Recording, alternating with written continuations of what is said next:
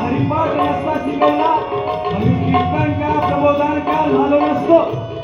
म्हणून योग्य ते वळण लहान मुलांना ते शिकवले. गीता भागवत करती श्रवण,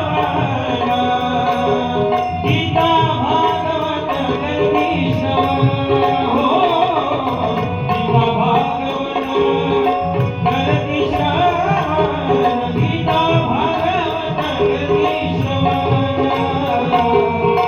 अखंड चिंतन विठोबाचे, विठोबाचे हरिमुखे म्हणा, हरिमुखे म्हणा, हरिमुखे म्हणा, हरिमुखे म्हणा, हरिमुखे म्हणा,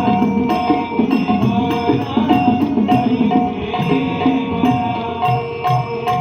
प्रबोधन याकरिता तुमच्या गावामध्ये ही माझी सेवा आहे. हे कीर्तन यासाठी आहे, प्रबोधन याकरिता आहे माझं.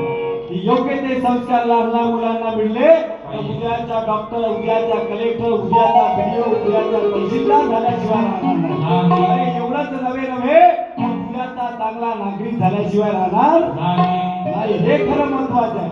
म्हणून हे अखंड भागवत सप्ताह तुमच्या गावामध्ये दरवर्षी या ठिकाणी होते. म्हणून जीवन जगत असताना माणसाने जीवन कसं जगायला पाहिजे? चारित्र्यवान, कृतीशील आणि नीतिशील माणसाने जीवन जगायला पाहिजे. ज्याप्रमाणे हे सर्व साधू संत जगले, हे सर्व महापुरुष जगले, त्यांच्या विचाराची प्रेरणा घेऊन आपल्या सुद्धा जीवनामध्ये बदल केला पाहिजे माणसाने आणि चारित्र्यवान जीवन जगायला पाहिजे. अरे हर गया तो कुछ नहीं गया, हर गया तो कुछ नहीं गया, शरीर गया तो थोड़ा गया, लेकिन चरित्र गया तो सब कुछ गया.